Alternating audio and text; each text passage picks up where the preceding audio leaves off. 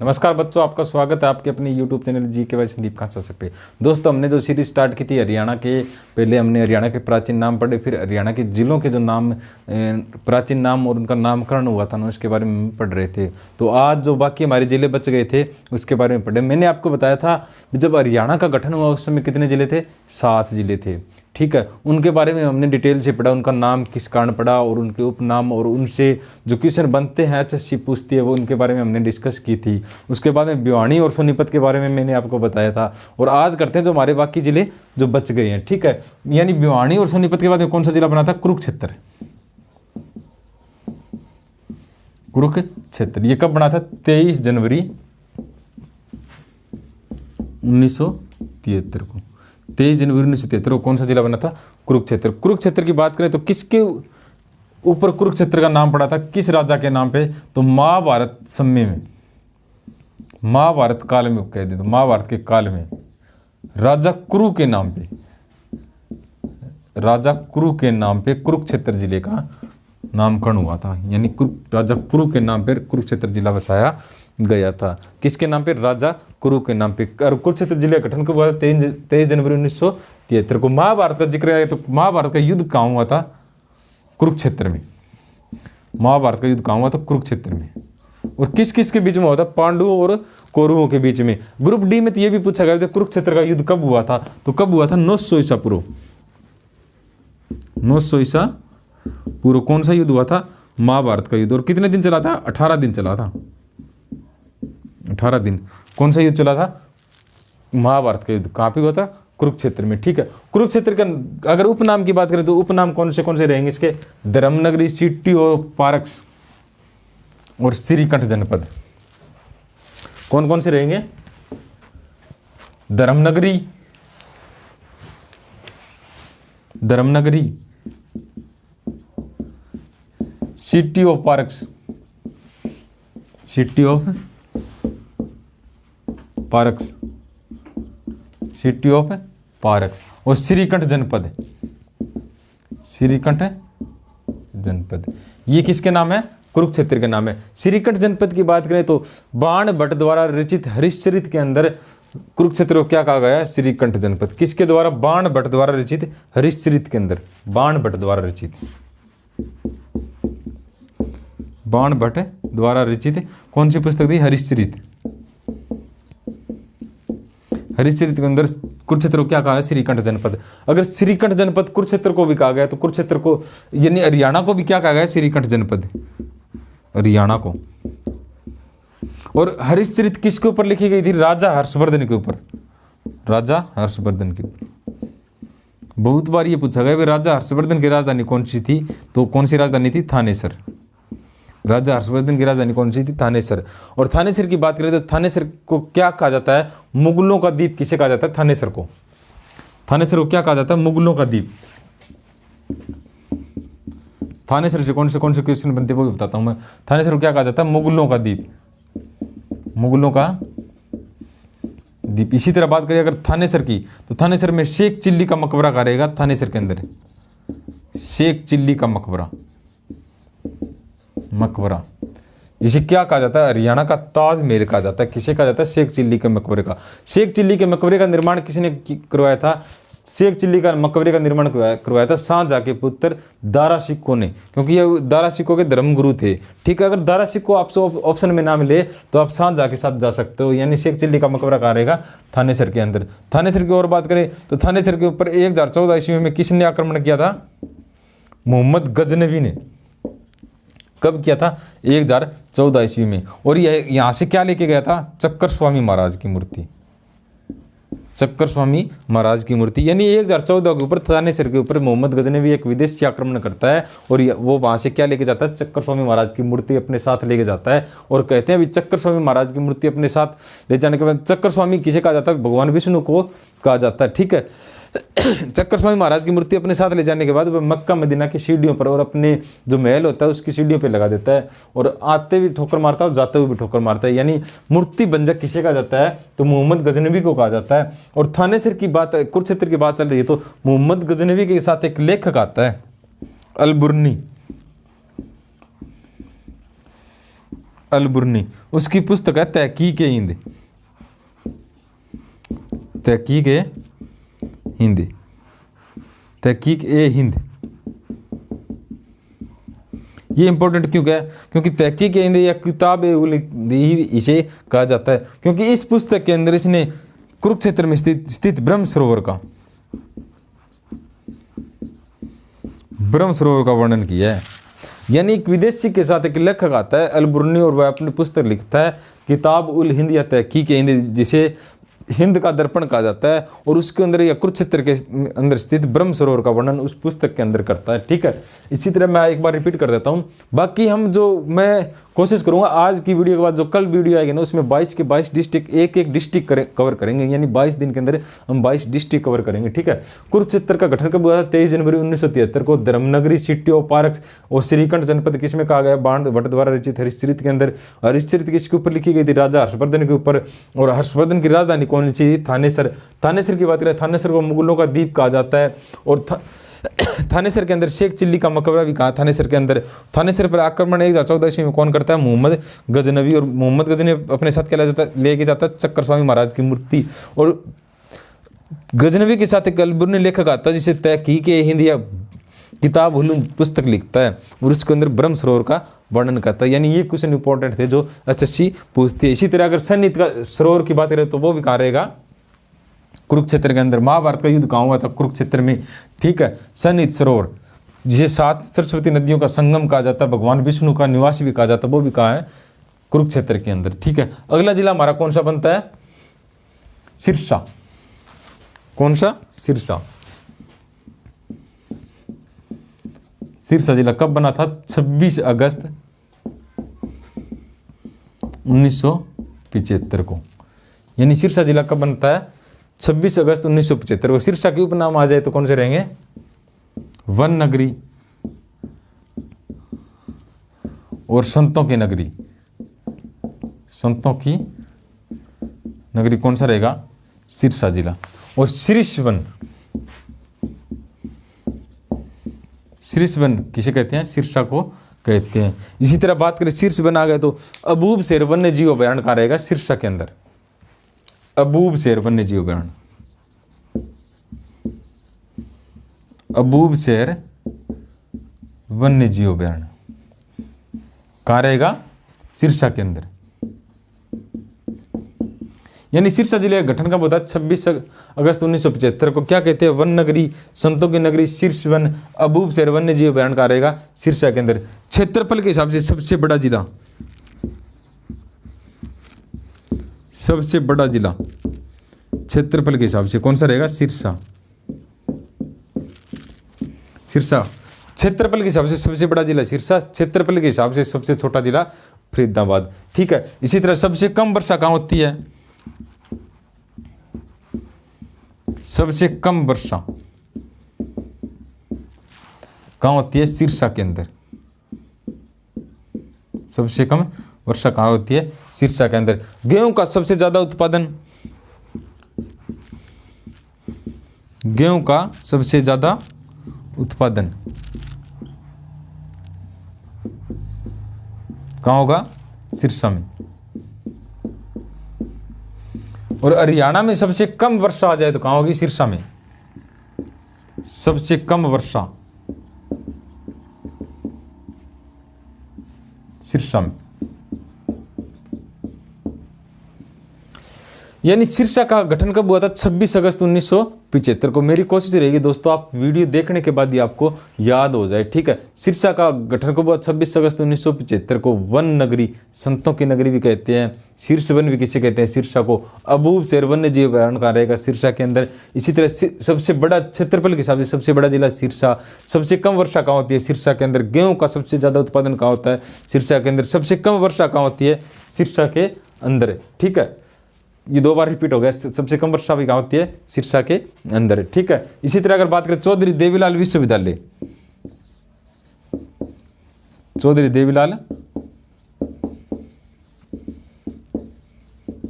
विश्वविद्यालय भी कहाँ रहेगा? सिरसा के अंदर रहेगा। चौधरी देवीलाल विश्वविद्यालय, यानी चौधरी देवीलाल का संबंध कहाँ से था?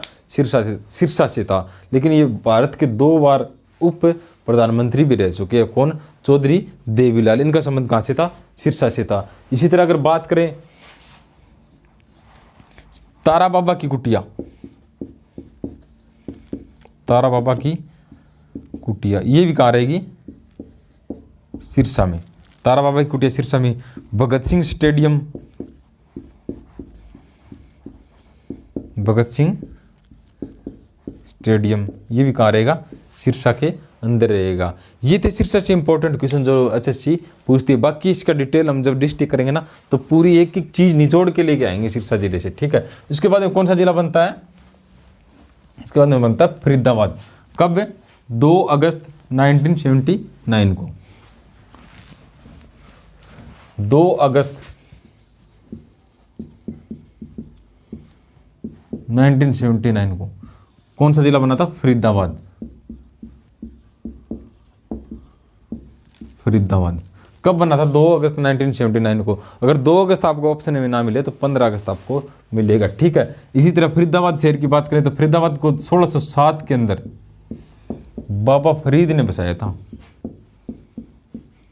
बाबा फरीद ने। और फरीद के नाम पे ही इसका नाम पड़ा था फरीदाबाद। फरीदाबाद के उपनाम आ जाए तो कौन से रहेंगे? औद्योगिक नगरी, औद्योगिक नगरी, या डॉक्टर राजेंद्र प्रसाद के सपनों की नगरी, डॉक्टर राजेंद्र प्रसाद के सपनों की नगरी। यानी उपनाम क्या रहेगा? औद्योगिक विहार आ जाए तो गुरुग्राम, औद्योगिक नगरी आ जाए तो फरीदाबाद। इसी तरह डॉक्टर राजेंद्र प्रसाद के सपनों की नगरी कौन से रहेगा? फरीदाबाद, ठीक है। फरीदाबाद से बात करें तो सूरजकुंड का मेला कहां पड़ता है? सूरजकुंड का मेला फरीदाबाद में बरता है। बड़खल झील कहाँ रहेगी? बड़खल झील ये भी कहाँ रहेगी? फरीदाबाद है। अरावली गोल्फ मैदान, अरावली गोल्फ मैदान ये भी कहाँ रहेगा? सिरसा में। यानी सिरसा से बात करें तो नहीं, फरीदाबाद में। सूरज बड़खल झील भी फरीदाबाद में, अरावली गोल्फ मैदान भी फरीदाबाद में। फरीदाबाद कब बना था? 2 अगस्त 1979 को। 1607 के अंदर बाबा फरीद ने बसाया था। औद्योगिक नगरी किसे कहते हैं? फरीदाबाद को। डॉक्टर राजेंद्र प्रसाद के सपनों की नगरी फरीदाबाद। सूरजकुंड मेला फरीदाबाद। बड़खल झील भी कहाँ है? फरीदाबाद में। अरावली गोल्फ मैदान फरीदाबाद है। मैंने सूरजकुंड मेला तो फरीदाबाद है, लेकिन सूरजकुंड मंदिर आ जाए तो वो कहाँ रहेगा? पिछली वीडियो मैंने बताया था सूरजकुंड मंदिर या सूर्य मंदिर तो यमुना नगर में, यमुना नगर में। इसी तरह सूरजकुंड गुरुद्वारा आ जाए तो वो कहाँ रहेगा? अंबाला के अंदर है, ठीक है। अगला जिले हमारे कौन से बनते हैं? इनसे 10 साल बाद में, 10 साल बाद में 4 जिले बनते हैं। 10 साल बाद में 4 जिले कौन से थे? 10 साल बाद में 4 जिले कौन से बनते हैं? 1 नवंबर 1989 में हरियाणा के ऊपर कृपा होती है। क्या होती है? कृपा। हरियाणा के ऊपर क्या होती है? कृपा होती है। 1 नवंबर 1989 को कितने जिले बने थे? 4 जिले बने थे। और ट्रिक से हम याद कर सकते हैं कौन सी? कृपा से। कृपा से। के से कौन सा रहेगा? कैथल। कब बना था? 1 नवंबर 1989 को। कैथल का उपनाम आ जाए तो कौन सा रहेगा? कपिस्थल। गुरुद्वारों का शहर, गुरुद्वारों का शहर। और छोटा काशी, छोटा काशी। यानी कैथल के उपनाम क्या रहेंगे? कपिस्थल, गुरुद्वारों का शहर, छोटा काशी। कपिस्थल यानी हनुमान जी की वंशस्थली थी, इसलिए इसे कपिस्थल कहा जाता है, या महर्षि कवि के नाम पे इसका नाम रखा गया था। दोनों आपके हो सकते हैं, ठीक है। लेकिन गुरुद्वारों का शहर किसे कहते हैं? कैथल को कहा जाता है। और सबसे अधिक गुरुद्वारे आ जाए तो कहाँ रहेंगे? सबसे अधिक गुरुद्वारे मैंने आपकी पिछली वीडियो में बताया था, सबसे अधिक गुरुद्वारे रहेंगे अंबाला के अंदर।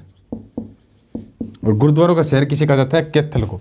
इसी तरह छोटा काशी क्यों कहा जाता है? नवग्रह कुंड के कारण, नवग्रह कुंड के कारण। छोटा काशी मैंने पिछली वीडियो में बताया आपको भिवानी को भी कहा जाता है, लेकिन भिवानी को क्यों कहा जाता है? क्योंकि मंदिरों की अधिकता के कारण। इसी तरह कैथल क्यों कहा जाता है? नवग्रह कुंड के कारण। और नवग्रह कुंड का निर्माण किसने करवाया था? युधिष्ठिर ने करवाया था। कब करवाया था? महाभारत के युद्ध के बाद में श्री कृष्ण के कहने पे। श्री कृष्ण के कहने पे युधिष्ठिर ने कौन से कुंड का निर्माण किया था? नवग्रह कुंड के कारण। इसलिए इसे क्या कहा जाता है? छोटा काशी कहा जाता है। और एक इंपॉर्टेंट क्वेश्चन, रजिया सुल्तान का मकबरा कहाँ रहेगा? ये भी कैथल के अंदर है। रजिया सुल्तान का मकबरा, रजिया सुल्तान का मकबरा कहाँ रहेगा? कुरुक्षेत्र, कैथल के अंदर। और रजिया सुल्तान की बात करें तो किस वंश से थी? ये थी गुलाम वंश से। और किसकी पुत्री थी? इल्तुतमिश की पुत्री थी। किसकी पुत्री? इल्तुतमिश की।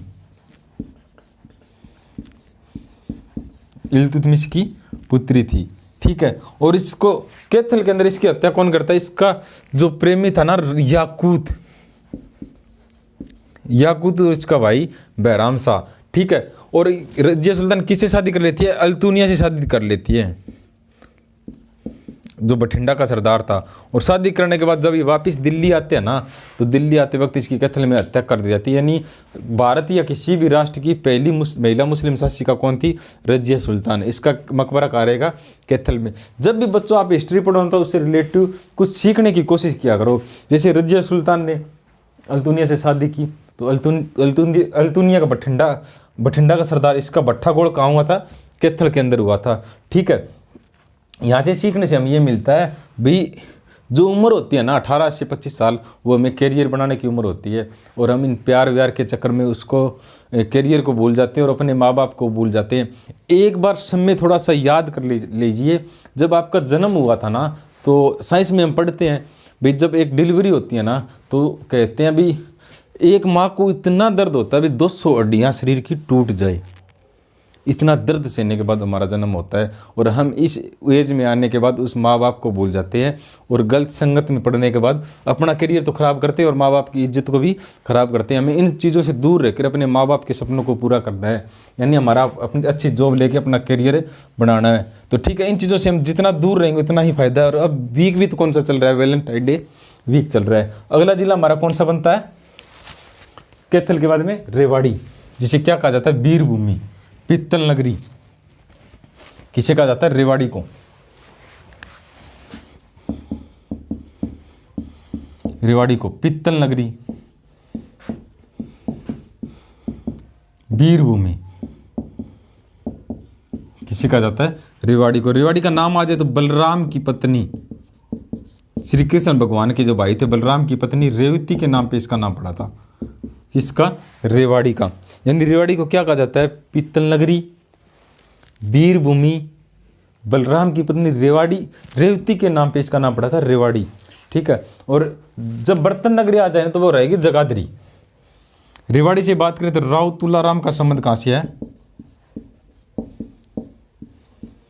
रेवाड़ी से, जिसने 1857 की क्रांति में नेतृत्व किया था रेवाड़ी का। और नसीबपुर नामक स्थान पे अंग्रेजों से टकराए थे। कहाँ पे? नसीबपुर में,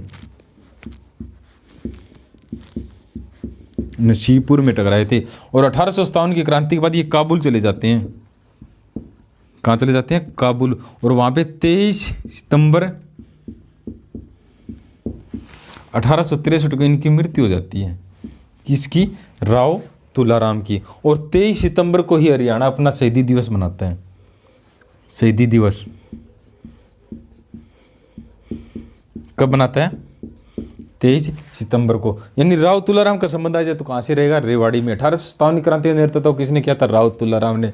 और 1857 क्रांति के बाद कहाँ चले गए थे? तो ये काबुल चले गए थे। वहाँ पे इसकी 23 सितंबर 1863 को मृत्यु होती है। और इसी की याद में क्या करते हैं? हरियाणा अपना शहीदी दिवस मनाता है 23 सितंबर की याद में, ठीक है, राव तुलाराम की याद में। अगर राव तुलाराम का जिक्र आ जाए तो इनसे वंश से था, हरियाणा के मुख्यमंत्री रहे थे कौन? राव वीरेंद्र सिंह। राव वीरेंद्र सिंह हरियाणा के प्रथम गैर कांग्रेसी सीएम। इनका संबंध भी कहाँ रहेगा? कहाँ से रहेगा? रेवाड़ी से। हरियाणा के प्रथम गैर कांग्रेसी सीएम। इनकी पार्टी कौन सी थी? हरियाणा विशाल पार्टी। बहुत बार पूछा गया, हरियाणा विशाल पार्टी। किनकी थी? राव वीरेंद्र सिंह। इनका संबंध कहाँ से है? रेवाड़ी से। ठीक है, अगला जिला हमारा कौन सा बनता है? पानीपत। कौन सा जिला? पानीपत। पानीपत एकमात्र ऐसा जिला है जो 2 बार गठन हुआ था। पानीपत का 2 बार गठन हुआ। कौन सा जिला बनेगा? पानीपत।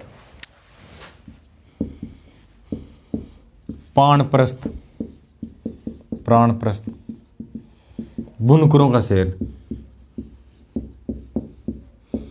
बुनकरों का शहर। पेट्रो हब, ये नाम किन के रहेंगे? ये पानीपत के नाम रहेंगे। क्या करेंगे? पानप्रस्थ बुनकरों का शहर, पानप्रस्थ बुनकरों का शहर। ठीक है, पेट्रो हब, ये किसके नाम है? पानीपत के। पानीपत का अगर जिक्र करें तो पानीपत ऐसा जिला था 2 बार गठन हुआ था। पानीपत का 2 बार गठन हुआ था। एक बार 1989 में गठन हुआ, फिर इसको करनाल जिले में मिला दिया गया था, और फिर इसको 1992 में दोबारा गठन हुआ था। किस जिले का? पानीपत का। पानीपत से बात करें तो पानीपत में 3 युद्ध हुए थे। पानीपत के 3 युद्ध पर मशहूर है। पानीपत के पहला हुआ था 1556 में, 1526 में।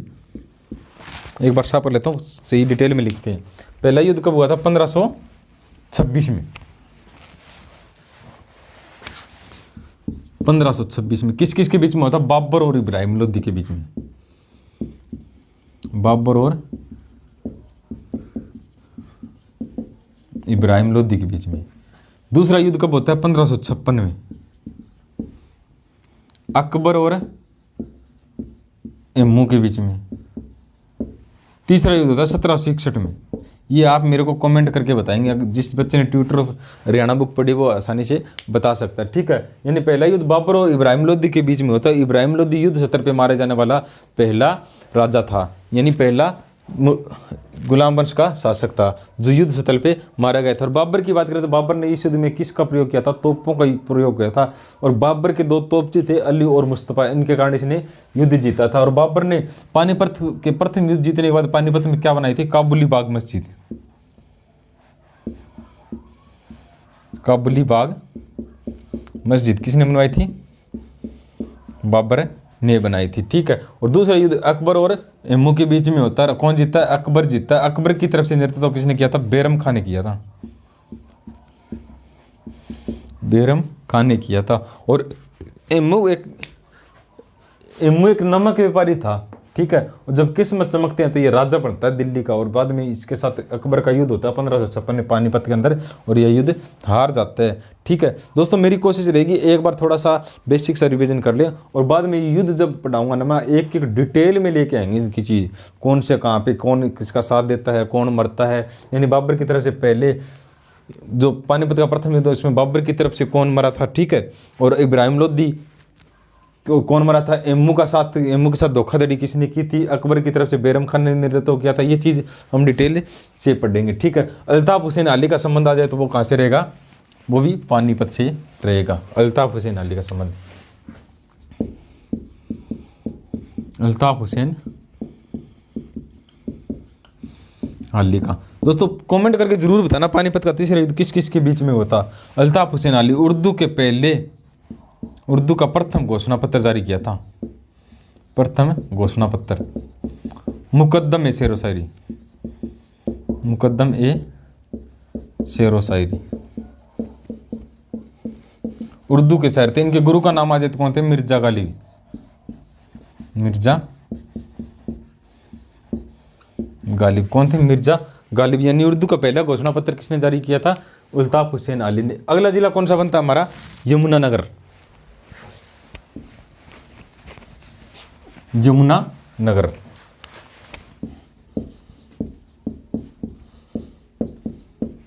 यमुनानगर यमुना नदी के कारण, यमुना नदी के कारण इनका नाम पड़ा था।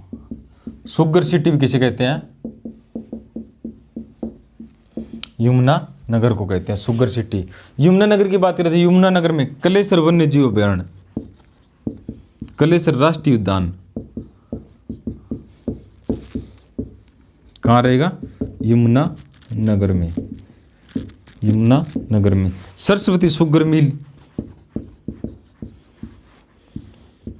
सरस्वती शुगर मिल भी कहाँ रहेगी? यमुनानगर में। हाथी प्रजनन के अंदर, हाथी प्रजनन के अंदर बनसतौर यमुनानगर में, यमुनानगर में। देवीलाल अर्बल पार्क, ये भी कहाँ है? यमुनानगर में। पूछे गए क्वेश्चन है ये, देवीलाल अर्बल पार्क, ये भी कहाँ है? यमुनानगर में। यानी यमुना नदी का इसका नाम पड़ा था। और यमुना नदी हरियाणा की बात करें तो हरियाणा में यमुनानगर से प्रवेश करती है, ठीक है। और शुगर सिटी भी कैसे कहते हैं यमुनानगर को। कलेसर राष्ट्रीय उद्यान कहाँ रहेगा? यमुनानगर में। सरस्वती शुगर मिल भी कहाँ रहेगी? यमुनानगर में। हाथी प्रजनन केंद्र भी कहाँ रहा है? यमुनानगर में। देवीलाल अर्बल पार्क भी कहाँ रहेगा? यमुनानगर में। इसी तरह बात करें चिट्टा मंदिर, चिट्टा मंदिर भी कहाँ रहेगा? यमुनानगर के अंदर, ठीक है। मैंने आपको बताया है कपाल मोचन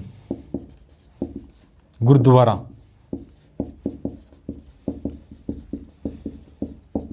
ये भी कहाँ रहेगा? यमुनानगर के अंदर, ठीक है। मैंने बताया आपको 1 नवंबर 1989 को 4 जिले बने थे। कौन से? कैथल, रेवाड़ी, पानीपत और यमुनानगर। 89 का मैं बता दूं, 89 पॉलिटी में क्वेश्चन पूछा जाता है, ग्राम सचिव के पेपर में पूछा गया था। 1989 में किस संविधान संशोधन से मतदान की आयु 21 वर्ष से घटा के 18 वर्ष की गई थी? तो ये था 61वां संविधान संशोधन। यानी 4 जिले बने थे और इसी साल 1989 के अंदर संविधान संशोधन से मतदान की आयु 21 वर्ष से 18 वर्ष की गई थी। कौन सा था? 21वां संविधान संशोधन, ठीक है। इसके बाद में कौन सा जिला बनता है हरियाणा का? पंचकुला। दोस्तों अगर आपको वीडियो अच्छी लगे तो लाइक, कमेंट और शेयर जरूर करना, ठीक है। मेरी कोशिश पूरी रहेगी आपको अच्छे से अच्छा कंटेंट, जैसे ट्विटर और हरियाणा में मैंने आपको कंटेंट दिया है उसी तरह आपको अच्छी भी क्लास प्रोवाइड करवा दूँ। तो 15 अगस्त 1995 को कौन सा जिला बनता है? पंचकुला। 5 झरनों के कारण इसका नाम पड़ा है। 5 झरनों के कारण किसका नाम पड़ा है? पंचकुला का। उपनाम आ जाए तो पंचकुला का उपनाम Paris of Haryana, Paris of Haryana किसे कहते हैं? पंचकुला को। और ये ट्राई सिटी के अंदर भी आता है। ट्राई सिटी कौन कौन सी? चंडीगढ़, मोहाली और पंचकुला। यानी ट्राई सिटी के अंदर कौन सा आता है? चंडीगढ़, मोहाली और पंचकुला, ये रहते हैं, ठीक है। इसी तरह अगर पंचकुला की बात आ गई तो पंचकुला में यादवेंद्र गार्डन,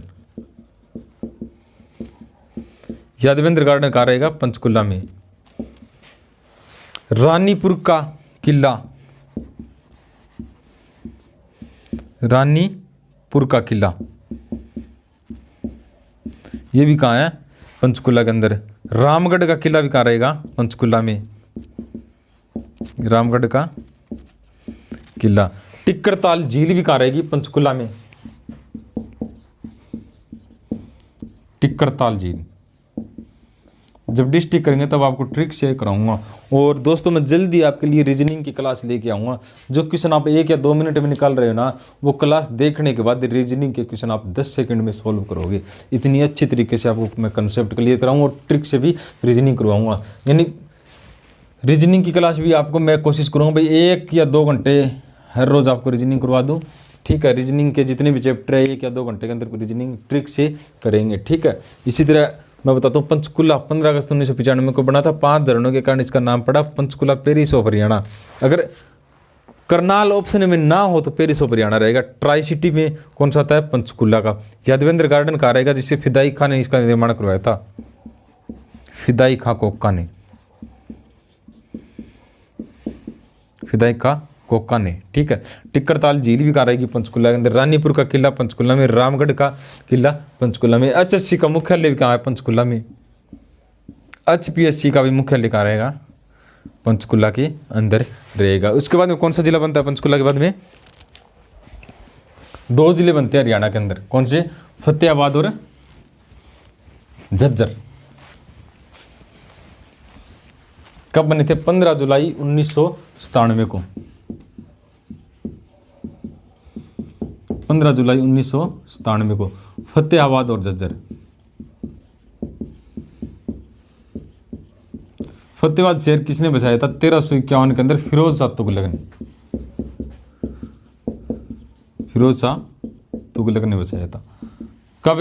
1351 के अंदर किसने बसाया था? फिरोज शाह तुगलक ने। हिसार शहर 1354 के अंदर फिरोज शाह तुगलक ने बसाया था।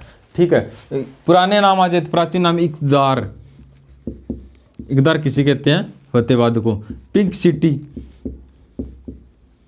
पिंक सिटी भी किसे कहते हैं? फतेहाबाद को। ठीक है, हरियाणा की सबसे पुरानी हवेली आ जाए तो कहाँ रहेगी? फतेहाबाद में।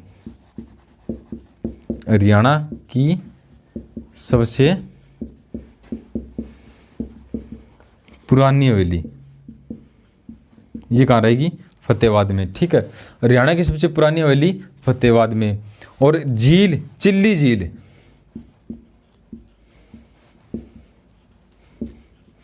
चिल्ली झील भी कहाँ है?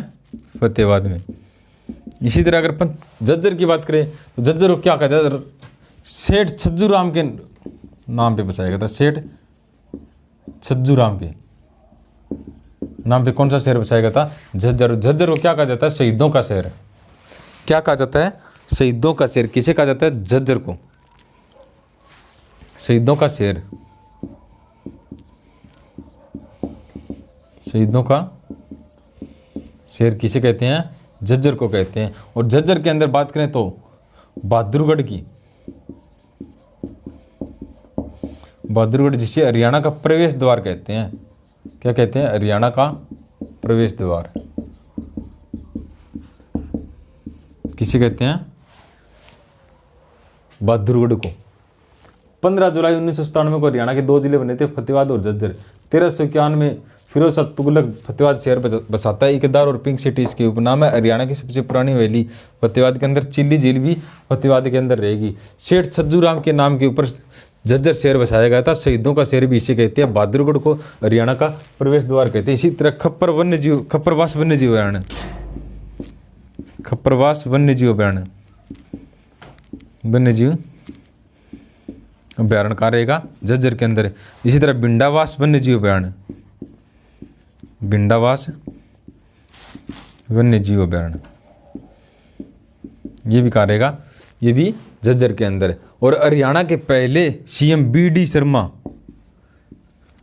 बीडी शर्मा, भगवत दयाल शर्मा का संबंध बेरी गांव झज्जर से था। बेरी गांव झज्जर से, यानी हरियाणा के पहले मुख्यमंत्री का संबंध कहाँ से था? बेरी गांव झज्जर से थे। ठीक है, अगला जिला हमारा कौन सा बनता है? 1997 के बाद में 2005 के अंदर कौन सा जिला बनता है? मेवात। 4 अप्रैल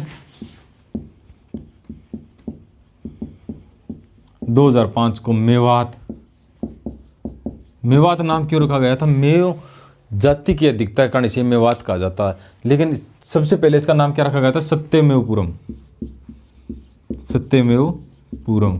ठीक है, बाद में इसको मेवात कहा जाने लगा। बाद में इसको अब क्या कहते हैं? नूह। तो यानी ये किसके नाम है? मेवात के। मेव जाति अधिकता के कारण इसका मेवात नाम पड़ा था। सत्यमेवपुरम नूह। ठीक है, मेवात से बात करें तो मेवात, हसन का मेवाती का संबंध कहाँ से है? हसन का मेवाती का, जिसने बाबर के विरुद्ध विद्रोह किया था, बाबर के विरुद्ध विद्रोह किया था। ठीक है, तो इनका संबंध कहाँ रहेगा? मेवात से। और शहीद हसन खां मेवाती, शहीद हसन खां मेवाती मेडिकल कॉलेज कहाँ है? मेडिकल कॉलेज नल्लड़ मेवात के अंदर, नल्लड़ मेवात में। ठीक है, यानी मेवात से बात करें सत्यमेवपुरम नूह किसे कहते हैं? मेवात को। कब बना था? 4 अप्रैल 2005 को। हसन खां मेवाती जिसने बाबर के विरुद्ध विद्रोह किया था, ये कहाँ से रहेगा? मेवात से। शहीद हसन खां मेवाती मेडिकल कॉलेज भी कहाँ रहेगा? मेवात के अंदर। इसके बाद में कौन सा जिला बनता है? 2008 के अंदर, 2008 के अंदर कौन सा बनता है? पलवल। 15 अगस्त 2008 को, 15 अगस्त 2008 को पलवल उपलवा किसका प्राचीन नाम है, यानी उपनाम है पलवल का। इसी तरह बात करें तो कौन सा रहेगा इसका, कॉटन सिटी भी किसे कहते हैं, पलवल को, कॉटन सिटी। पलवल क्यों मशहूर है, क्योंकि पलवल जो महात्मा गांधी की जो पहली गिरफ्तारी थी नया भारत के अंदर, वो कहाँ पे हुई थी, पलवल के अंदर हुई थी। कब हुई थी, 10 अप्रैल 1919 को पलवल में पहली गिरफ्तारी हुई थी महात्मा गांधी। किसकी हुई थी, महात्मा गांधी की। इसलिए हमारा मशहूर क्या है, पलवल। पंचवटी मंदिर आ जाए तो कहाँ रहेगा, पलवल में। पंचवटी मंदिर कहाँ रहेगा, पलवल में, ठीक है। इसी तरह राय बहादुर,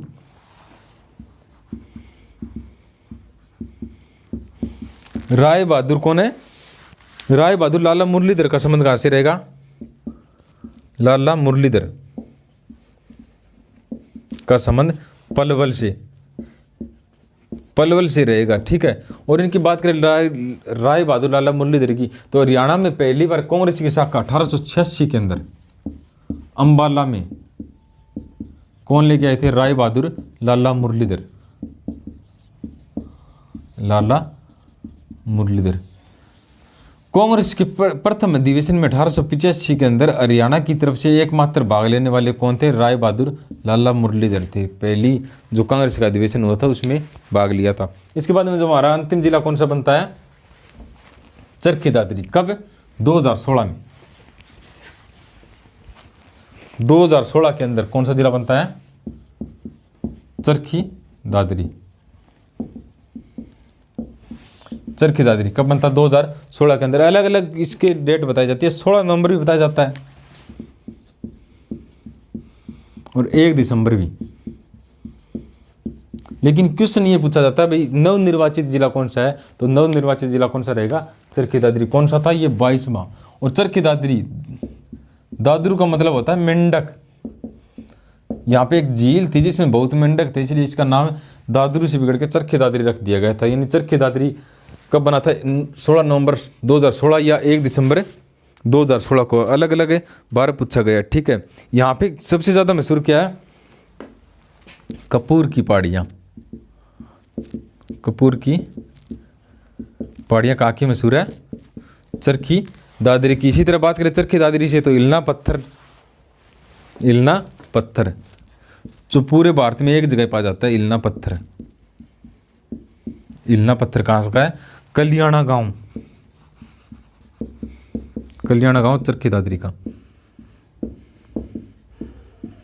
चरखी दादरी का कल्याणा गांव। यानी दादरू मेंढक अधिकता है कारण इसका नाम चरखी दादरी पड़ा था। कपूर की पहाड़ियाँ, इलना पत्थर, कल्याणा गांव चरखी दादरी का मशहूर रहेगा, ठीक है। दोस्तों अगर आपको वीडियो अच्छी लगे तो लाइक करना, शेयर करना, चैनल को सब्सक्राइब जरूर करना, ठीक है। कमेंट करके जरूर बताना, क्योंकि मैंने 3 वीडियो डाली है, कितना इंप्रूव हुआ हमारी क्वालिटी में, कितना आवाज़ में अच्छा आपको पढ़ने में फील हो रहा है। और मेरी कोशिश रहेगी आपको वीडियो के साथ साथ में याद हो जाए। अब देखो नाइट के अंदर वीडियो बना रहा हूँ, लगभग रात के 11 बज चुके हैं, ठीक है। पूरे दिन एकेडमी में पढ़ाते हैं। और आज तो सिरसा गए हुए थे, जो लाइब्रेरी ओपन की थी दुरिना वालों ने, और तो उन टीम के साथ मैं वहाँ पे गया हुआ था। मैं भी एक टीम का मेंबर हूँ और अब टाइम मिला तो मैंने वीडियो शूट किया। अब कमेंट करके ज़रूर बताना, क्योंकि जितनी मेहनत कर रहे हैं उतना तो आप बता सकते हो। और कोशिश रहेगी धीरे धीरे आपको और भी मैं कंटेंट प्रोवाइड करवाऊँगा। रीजनिंग की क्लास भी जैसे टाइम मिलेगा मैं शूट करूँगा, ठीक है। और अब हम करेंगे आगे जो हमारी वीडियो आएगी वो डिस्ट्रिक्ट वाइज आएगी। देखता हूँ एक एक डिस्ट्रिक्ट आपको कंप्लीट करवाऊंगा, या टॉपिक के हिसाब से जो आप कमेंट करोगे उसके हिसाब से मैं टॉपिक हो तो टॉपिक करवाऊंगा, अगर आप डिस्ट्रिक्ट हो तो डिस्ट्रिक्ट करवाऊंगा। डिस्ट्रिक्ट एक एक करेंगे डिटेल से, तो कोशिश अच्छी रहेगी। आप कमेंट करके ज़रूर बताना और पढ़ते रहना। जय हिंद, जय भारत।